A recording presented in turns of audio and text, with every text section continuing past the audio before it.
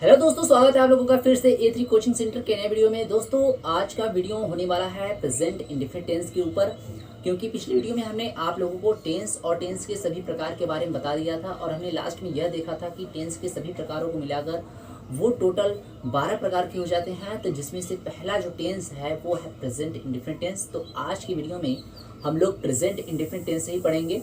तो चलिए स्टार्ट करते हैं प्रेजेंट इंडेफिनिट टेंस।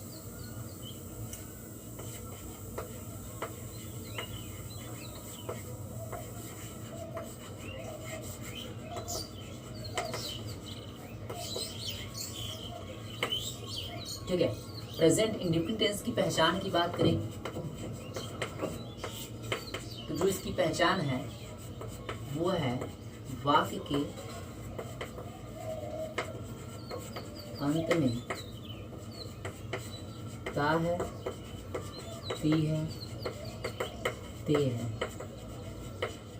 आदि शब्द आएंगे। ठीक है, और सहायक क्रिया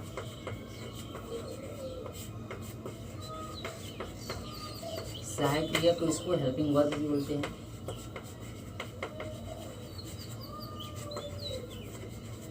जो हेल्पिंग वर्ब होने वाला है वो डू या डज होने वाला है। डू किसके साथ लगेगा? तो डू लगेगा प्लूरल सब्जेक्ट के साथ,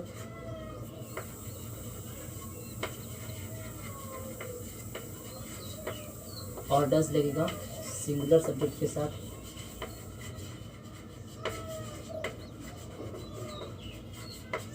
ठीक है, प्लूरल सब्जेक्ट क्या होता है? प्लूरल सब्जेक्ट ऐसा सब्जेक्ट होता है जिसमें दो या दो से अधिक पर्सन हो। जैसे हो जाएगा आई, वी, दे। ठीक है, ये सब प्लूरल सब्जेक्ट हो गए। और सिंगुलर सब्जेक्ट में जैसे ही, सी। ठीक है, और किसी का नाम,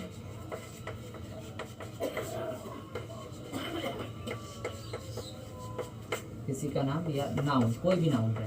ठीक है, तो वो सिंगुलर सब्जेक्ट हो जाएगा। और इसमें प्लूरल सब्जेक्ट में आई, वी, दे, यू, और सिंगुलर सब्जेक्ट में ही, सी या किसी का नाम। ठीक है, किसी का नाम या कोई नाउन भी आ सकता है। किसी का नाम भी या नाउन भी आ सकता है सिंगुलर सब्जेक्ट में। ठीक है, तो इसका यूज तो मालूम हो गया ना कि डू किसके साथ लगाएंगे? प्लूरल सब्जेक्ट के साथ लगाएंगे। डज किसके साथ लगाएंगे? सिंगुलर सब्जेक्ट के साथ लगाएंगे। ठीक है, इतना क्लियर है।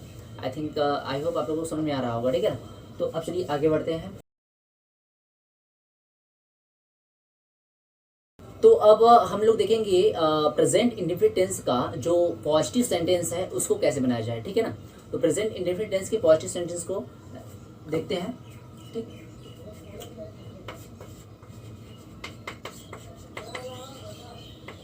पॉजिटिव सेंटेंस को साधारण वाक्य भी कहते हैं।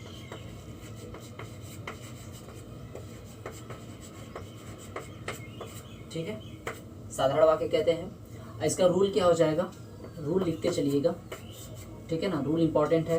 तो पहले सब्जेक्ट, उसके बाद वर्ब का फर्स्ट या फिफ्थ फॉर्म लग जाएगा, उसके बाद ऑब्जेक्ट हो जाएगा, उसके बाद अदर वर्ड। ठीक है ना, यही इसका रूल है पॉजिटिव सेंटेंस का। ठीक है, पहले सब्जेक्ट लिखेंगे, वर्ब का फर्स्ट या फिफ्थ फॉर्म लिखेंगे, फिर ऑब्जेक्ट लिखेंगे, फिर अदर वर्ड हो जाएगा। ठीक है, अब इसमें डू या डज का यूज नहीं होता। एक चीज याद रखिए कि प्रेजेंट इंडेफिनिट टेंस के पॉजिटिव सेंटेंस में हेल्पिंग वर्ब डू या डज का यूज नहीं होता है। ठीक है, अब यहाँ पर एक चीज और है कि यहाँ पर वर्ब का फर्स्ट और या वर्ब का फिफ्थ फॉर्म लिखा है। तो इसमें से वर्ब का फर्स्ट फॉर्म लगाएंगे या वर्ब का फिफ्थ फॉर्म लगाएंगे, ये भी देख लेते हैं। तो वर्ब का जो फर्स्ट फॉर्म है वो हो जाएगा प्लूरल सब्जेक्ट के साथ। ठीक है, अभी आपने देखा है पीछे। और वर्ब का जो फिफ्थ फॉर्म हो जाएगा वो हो जाएगा सिंगुलर सब्जेक्ट के साथ।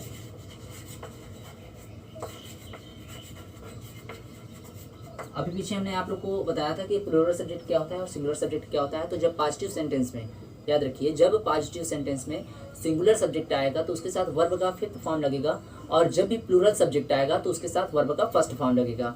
आई होप इतना क्लियर होगा। ठीक है ना, तो अब चलिए कुछ एग्जांपल्स देख लेते हैं पॉजिटिव सेंटेंसेस के। अब मैं इसको यूज करूंगा। चाहे तो आप वीडियो को रोक कर पॉज करके इसको नोट डाउन भी कर सकते हैं। नोट बनाना बहुत जरूरी है। ठीक है, तो साथ साथ नोट भी बनाते चलिए, रिविजन में काफ़ी आसानी होगा। तो चलिए अब इसको इरेज करके हम आपको कुछ एग्जाम्पल दिखते हैं। ठीक है, एग्जाम्पल लिखा जाएगा फिर पॉजिटिव सेंटेंस को। देखा जाएगा।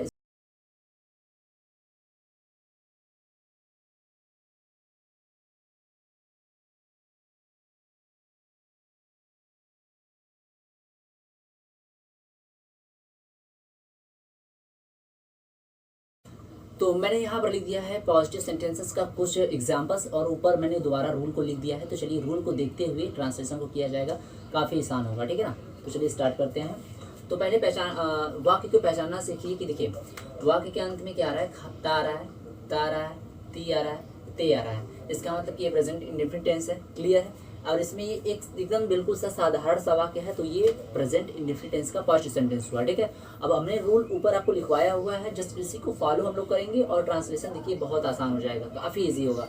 तो ये रूल काफ़ी इंपॉर्टेंट है, ठीक है ना। ये रूल आप फॉलो करिए और कोई भी ट्रांसलेशन होगा ना, कोई भी कितना हूँ बड़ा प्रेजेंट इंडेफिनिट टेंस के पॉजिटिव सेंटेंस का कितना हूँ बड़ा आपको ट्रांसलेशन दे दिया जाएगा। अगर आपको रूल याद है बहुत ईजी होगा, काफ़ी आसान होगा। तो चलिए स्टार्ट करते हैं ना। तो यहाँ पर राम खाना खाता है, तो सब्जेक्ट राम हो जाएगा, सब्जेक्ट राम हो जाएगा। उसके बाद क्या, सब्जेक्ट तो हो गया, उसके बाद वर्ब का फिफ्थ या वर्ब का फर्स्ट या वर्ब का फिफ्थ फॉर्म लगेगा, ठीक है ना। तो क्या लगेगा, अब राम सिंगुलर सब्जेक्ट तो वर्ब का फिफ्थ फॉर्म लगेगा, ठीक है। वर्ब क्या है, खाता है, खाता किसके मीन होता है, ईट होता है, ईट का फिफ्थ फॉर्म। बस फिफ्थ फॉर्म क्या होता है, वर्ब की फर्स्ट फॉर्म में यस या ईएस जोड़ देते हैं, वर्ब का फिफ्थ फॉर्म बन जाता है, क्लियर है। तो हो गया राम ईट्स, अब क्या खाता है, ऑब्जेक्ट में क्या आएगा, खाना, खाना का फूड, बस ट्रांसलेशन हो गया। अब हमने इसमें बताया था कि इसमें डू या डस का यूज़ नहीं होता है और नियम में भी नहीं लिखा है कि डू या डस का यूज़ होता है इसमें, ठीक है, नहीं लिखा है ना। तो इसमें डू या डस का यूज़ नहीं करेंगे। ध्यान रखें कि प्रेजेंट इंडेफिनिट टेंस के पॉजिटिव सेंटेंस में डू या डस का यूज नहीं होगा, ठीक है। नेक्स्ट देखते हैं, मोहन हंसता है। मोहन हंसता का क्या हो जाएगा, पहले मोहन लिखेंगे, सब्जेक्ट लिख दिए मोहन। उसके बाद वर्ब का फर्स्ट या वर्ब का फिफ्थ फॉर्म, वर्ब का फिफ्थ फॉर्म क्यों, क्योंकि मोहन क्या है, सिंगुलर सब्जेक्ट है। इसमें वर्ब क्या है, हंसना, हंसना क्या होता है, लाफ, ठीक है ना। अब फिफ्थ फॉर्म में क्या होता है, यस लग जाता है ना, यस लगा दीजिए। अब इसके बाद ऑब्जेक्ट कुछ बचा ही नहीं ना, मोहन हंसता है हो गया, मोहन लाफ्स, ठीक। शीला नाचती है, सब्जेक्ट शीला, शीला। उसके बाद वर्ब का फर्स्ट या वर्ब का फिफ्थ फॉर्म, वर्ब का फिफ्थ फॉर्म क्यों, क्योंकि सिंगुलर सब्जेक्ट है। तो नाचना क्या हो जाएगा, डांस, डांसेस में यस लग जाएगा। ऑब्जेक्ट कुछ बचा ही नहीं ना, दो ही चीज में हो गया, ऑब्जेक्ट अदर वर्ड कुछ बचा ही नहीं, तो छोड़ देते हैं इसको, क्या बात, ठीक। नेक्स्ट देखते हैं, हम सब विद्यालय जाते हैं, तो हम सब का क्या हो जाएगा, वी। अब देखिए इसमें कौन सा लगेगा, वर्ब का फर्स्ट या वर्ब का फिफ्थ फॉर्म। तो अभी मैंने लिखवाया कि प्लूरल सब्जेक्ट है, क्या है, वी जो है प्लूरल सब्जेक्ट है। तो प्लूरल सब्जेक्ट है तो उसके साथ जाहिर सी बात है वर्ब का फर्स्ट फॉर्म लगेगा। तो इसके बाद देखते हैं कि वर्ब क्या है, तो जाता है, ठीक है, जाते हैं, तो जाना किसकी मीन्स गो, तो वह गो का फर्स्ट फॉर्म गो ही होता है। तो वी गो, कहाँ जाते हैं, विद्यालय जाते हैं, ऑब्जेक्ट में कहाँ जाते हैं, विद्यालय जाते हैं, तो गो टू स्कूल। टू इसलिए लगाया जाता है कि जब कहीं भी जाना होता है तो वहाँ पे उस स्थान के पहले टू लगाया जाता है। आई होप आप लोगों को काफी आसान लगा होगा, काफी इजी है, ठीक है ना। कितना हूँ बड़ा आप लोग ट्रांसलेशन कर देंगे अगर आपको ये सेंटेंस का रूल जो है वो याद है तो, ठीक है। अब मैं इसको इरेज करके लिखूंगा नेगेटिव सेंटेंस। अगर आप इसको नोट करना चाहते हैं तो स्क्रीनशॉट ले लीजिए या तो वीडियो को पॉज करके इसको नोट डाउन कर लीजिए, क्योंकि notes banana is most important thing, ठीक है ना। पढ़ाई के साथ साथ नोट्स भी जरूरी है। तो चलिए मैं इसको इरेज करके अभी लिखूंगा नेगेटिव सेंटेंस का ऐसा ही रूल लिखूंगा, ठीक है, उसके बाद ट्रांसलेशन किया जाएगा।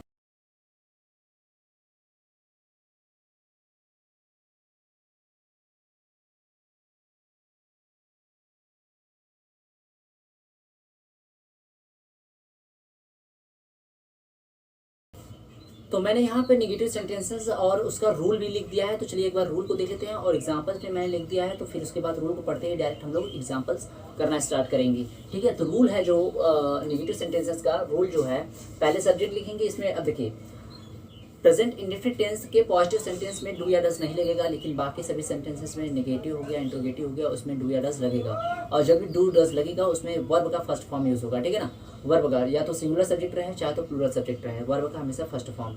लेकिन कब, जब नेगेटिव या इंट्रोगेटिव हो तब। पॉजिटिव सेंटेंस रहेगा तो उसमें फर्स्ट या फिफ्थ फॉर्म लगेगा सब्जेक्ट के अनुसार। लेकिन यहाँ पर जब भी नेगेटिव सेंटेंस आएगा तो कोई भी सब्जेक्ट रहे, प्लूरल रहे या सिंगुलर रहे, ठीक है, उसके साथ वर्ब का फर्स्ट फॉर्म लगेगा। तो नियम है सब्जेक्ट प्लस डू या डस लगाएंगे। डू डस पता है किसके साथ लगता है, उसके बाद नॉट, उसके बाद वर्ब का फर्स्ट फॉर्म, फिर ऑब्जेक्ट है, फिर उसके बाद लास्ट में अदर वर्ड है, ठीक है। अब इसको एग्जाम्पल के थ्रू समझ लेते हैं। तो पहला है, हम सब खेलने नहीं जाते हैं। तो पहले सब्जेक्ट है तो पहले हम सब है तो लिख लेते हैं वी, ठीक है।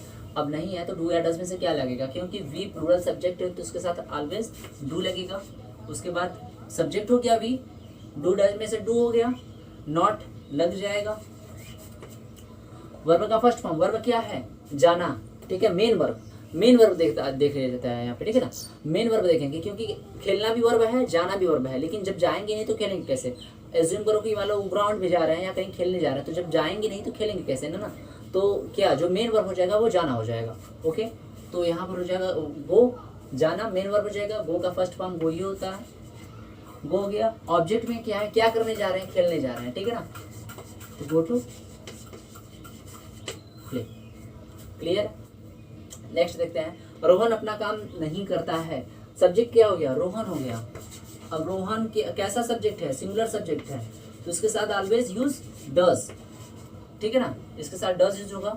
उसके बाद नियम देखिए, नॉट है, नॉट लिखेंगे। फिर वर्ब का फर्स्ट फॉर्म, वर्ब क्या है इसमें, काम करता है, ठीक है ना। तो क्या करता है, काम। तो काम तो ऑब्जेक्ट हो गया, करना, करने वाला काम हो रहा है ना, तो डू हो जाएगा, ठीक है ना। ये डू करने वाला है, डू मतलब करना, डू का फर्स्ट फॉर्म डू ही होता है। तो Rohan does not do, object में क्या बचा, अपना काम, हो जाएगा हिज वर्क, ओके। इतना क्लियर है। नेक्स्ट देखते हैं, हम सब सिनेमा नहीं जाते हैं। आप लोग करिए इसको, ठीक है। पहले आप लोग क्या करेंगे, पहले वी लिखेंगे क्योंकि हम सब का वी हो गया। उसके बाद नहीं है तो इसमें फिर लिखेंगे डू या डज में से कोई एक लगेगा। तो always we use always do because this is क्या है, ये प्लूरल सब्जेक्ट है तो इसके साथ हमेशा डू का यूज होगा। उसके बाद नॉट आएगा क्योंकि नियम में है, नॉट आएगा ही आएगा। उसके बाद वर्ब का फर्स्ट फॉर्म, वर्ब क्या है, मेन काम है जाना। जब सिनेमा जाएंगे नहीं तो देखेंगे कैसे, ठीक है ना। तो मेन काम है जाना, तो जाने का क्या हो जाएगा, गो का फर्स्ट फॉर्म गो ही होता है। अब ठीक है, ऑब्जेक्ट में कहाँ जा रहे हैं, सिनेमा जा रहे हैं, तो गो टू सिनेमा, ठीक है ना। क्लियर है। आई होप आप लोगों को काफ़ी आसान लगा होगा, ठीक है ना। तो आप लोग रूल को नोट डाउन करते चलिए, रूल को एकदम अच्छे से देखिए और एग्जाम्पल्स देखिए, घर पे भी एग्जाम्पल करिए, काफ़ी ईजी होगा। कोई भी प्रॉब्लम हो तो आप लोग कमेंट सेक्शन में जरूर बताइए ना, कमेंट करके बताइए कि क्या प्रॉब्लम रही है, मैं उसको अगली वीडियो में जरूर सॉल्व करूँगा, ठीक है ना। तो चलिए देख लेते हैं अब इंटररोगेटिव सेंटेंस।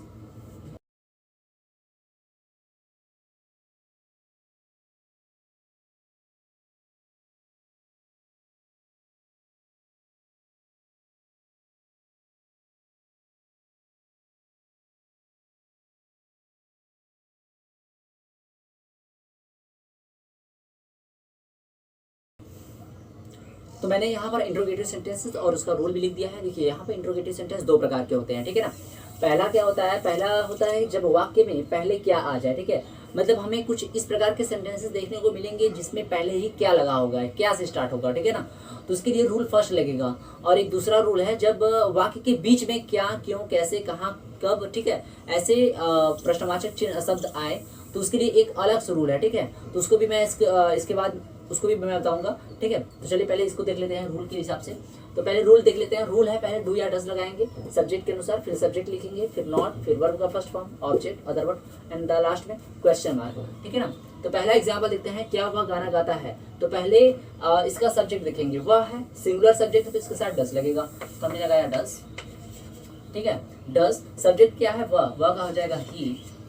नॉट नहीं है, स्किप करेंगे, ठीक है ना। वर्ब का फर्स्ट फॉर्म, वर्ब क्या है, गाता है, गाना किसके में, सिंग, सिंग का फर्स्ट फॉर्म सिंग ही होता है। ऑब्जेक्ट क्या है, क्या गा रहा है, गाना गा रहा है, गाना क्या होता है, सॉन्ग, ठीक है ना, सिंग सॉन्ग। उसके बाद अदर वर्ड में क्या बचा, कुछ नहीं बचा, तो बस लास्ट में क्वेश्चन मार्क, तो हो जाएगा डज ही सिंग सॉन्ग, ठीक है ना। क्लियर है। नेक्स्ट देखते हैं, क्या हम सब खाना नहीं पकाते हैं। तो क्या आ जाएगा, क्या हम सब खाना नहीं पकाते हैं। तो पहले डू या डज में से क्या लगाएगा, उसके पहले हम लोग सब्जेक्ट देखेंगे, सब्जेक्ट क्या है, हम सब है, यानी कि प्लूरल सब्जेक्ट है तो उसके साथ डू लगेगा, तो डू हो जाएगा, ठीक है ना। सब्जेक्ट हम सब का वी होता है, वी। नॉट आया है तो नॉट लगाएंगे, ठीक है ना, डू वी नॉट। वर्ब का फर्स्ट फॉर्म, वर्ब क्या है, पकाना, पकाना किसकी मीन्स होता है, कुक, कुक का फर्स्ट फॉर्म क्या होता है, कुक ही होता है, ठीक है ना। Do we not cook. Object में क्या बचा, किसे पका रहा है, खाना पका रहा है, तो फूड, लास्ट में क्वेश्चन मार्क, क्यों, क्योंकि अब तो कुछ बचा ही नहीं ना, अदर वर्ड में कुछ बचा ही नहीं तो छोड़ देंगे, ठीक है। लास्ट में क्वेश्चन मार्क जरूर लगाएंगे। उसके बाद क्या अध्यापक स्कूल नहीं जाते हैं, ठीक है। तो पहले क्या आएगा, डू या डज में से क्या आएगा, देख लेते हैं इसको। तो डू या डज में से पहले डज आएगा, क्यों, क्योंकि अध्यापक क्या है, सिंगुलर सब्जेक्ट है, ठीक है, नाउन है, सिंगुलर सब्जेक्ट है, तो हम लोग लिखेंगे डज। अध्यापक का टीचर, टीचर। उसके बाद क्या है, नॉट, नहीं है तो नॉट लगेगा, नॉट, ठीक है। उसके बाद वर्ब का फर्स्ट फॉर्म, वर्ब क्या है, जाना, जाना किसके मीन्स होता है, गो, गो का फर्स्ट फॉर्म गो ही होता है। ऑब्जेक्ट क्या है, ऑब्जेक्ट में क्या है, स्कूल आ गया, ठीक है, go to school. Other word में कुछ बचा ही नहीं, तो लास्ट में क्या बताएंगे, लास्ट में लगा देंगे क्वेश्चन मार्क, ठीक है। तो आप लोगों को आई थिंक समझ में आ गया होगा, और इसका आप स्क्रीनशॉट लेकर नोट्स जरूर बनाते चलिए। पॉजिटिव सेंटेंस, नेगेटिव सेंटेंस और इंट्रोगेटिव सेंटेंस का फर्स्ट और सेकंड पूरे रूल को एक तरह से लिखते चलिए, रिवीजन करने में काफी आसानी होगा, और एग्जाम्पल्स भी देखते चलिए साथ में, ठीक है ना, और घर पे प्रैक्टिस कीजिए, ठीक। तो चलिए अब मैं लिखवाने वाला हूँ इंट्रोगेटिव सेंटेंस का जो दूसरा रूल है, जब वाक्य के बीच में प्रश्नवाचक शब्द आ जाए वो वाला रूल, ठीक है ना, उसका भी कुछ एग्जाम्पल देंगे, और प्रेजेंट इंडेफिनिट टेंस आपका यहीं पर समाप्त हो जाएगा। क्लियर है, तो बस इतना ही था प्रेजेंट इंडेफिनिट टेंस। तो चलिए एक रूल और देख लेते हैं इसमें।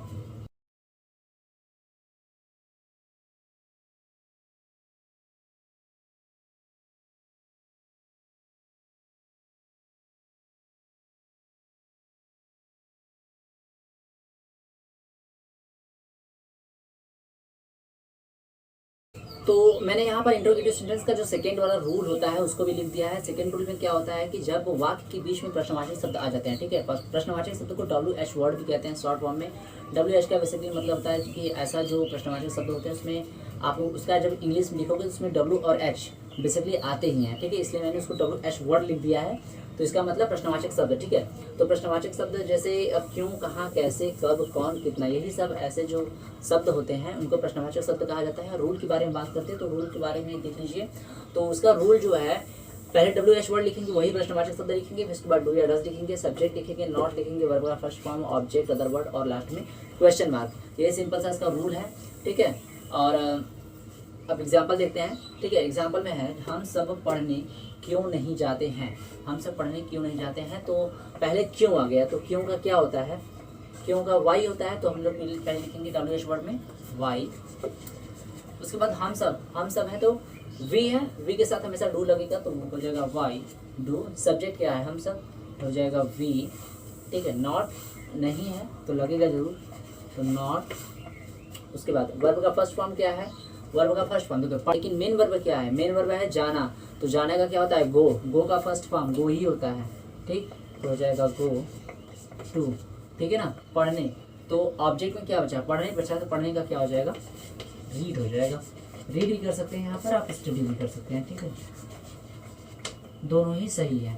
लेकिन बेसिकली मतलब होता है, रीड का मतलब होता है जब किसी बुक को पढ़ते हैं तो वहाँ पर रीड यूज किया जाता है, और स्टडी वहाँ यूज किया जाता है जहाँ पर पढ़ाई की बात हो, ठीक है ना। दोनों ही एक तरह से सही है यहाँ पे। और लास्ट में क्या हो जाएगा, क्वेश्चन मार्क हो जाएगा, ठीक है, ठीक है। नेक्स्ट है, हमारे अध्यापक अंग्रेजी कैसे पढ़ाते हैं, हमारे अध्यापक अंग्रेजी कैसे पढ़ाते हैं। तो देख लीजिए यहाँ पे, तो यहाँ पर प्रश्नवाचक शब्द जो कैसे आया उसको पहले लिखेंगे, तो हाउ मीन्स कैसे, ठीक है, हाउ। उसके बाद क्या है, डू या डज में से क्या लगाएंगे, तो हमारे अध्यापक, तो हमारे अध्यापक जो है वो है सिंगुलर सब्जेक्ट, तो हो जाएगा क्या, तो सिंगुलर सब्जेक्ट के साथ हमेशा डज यूज होगा, तो हाउ डज, ठीक है। हमारे अध्यापक क्या हो जाएगा, our teacher, our teacher, how does our teacher. फिर उसके बाद नॉट नहीं है तो उसको स्किप करेंगे, ठीक है। वर्ब का फर्स्ट फॉर्म, वर्ब क्या है, पढ़ाना, ठीक है ना। पढ़ाना किसके मीन्स होता है, टीच, टीच का फर्स्ट फॉर्म टीच ही होता है, ठीक। तो हो जाएगा how does our teacher teach. अब ऑब्जेक्ट में क्या बचा, ऑब्जेक्ट में अंग्रेजी बचा, तो अंग्रेजी का क्या हो जाएगा, इंग्लिश हो जाएगा। एंड द लास्ट में क्वेश्चन मार्क, क्योंकि अब तो कुछ बचा ही नहीं ना, अदर वर्ड में कुछ नहीं बचा, तो हमारा ट्रांसलेशन यही तो कंप्लीट हुआ। आई होप आप लोगों को क्लियर हो गया होगा प्रेजेंट इंडेफिनिट टेंस, और मैंने जो भी पॉजिटिव सेंटेंस से लेकर इंट्रोगेटिव सेंटेंस तक जितना भी आप लोगों को रूल लिखवाया है उसको जरूर नोट डाउन करिएगा, नोट्स बनाइएगा और रिवीजन करते चलिएगा। मिलते हैं अगले वीडियो में। अगली वीडियो में हम लोग पढ़ेंगे प्रेजेंट कॉन्टिन्यूअस टेंस। तब तक के लिए जय हिंद।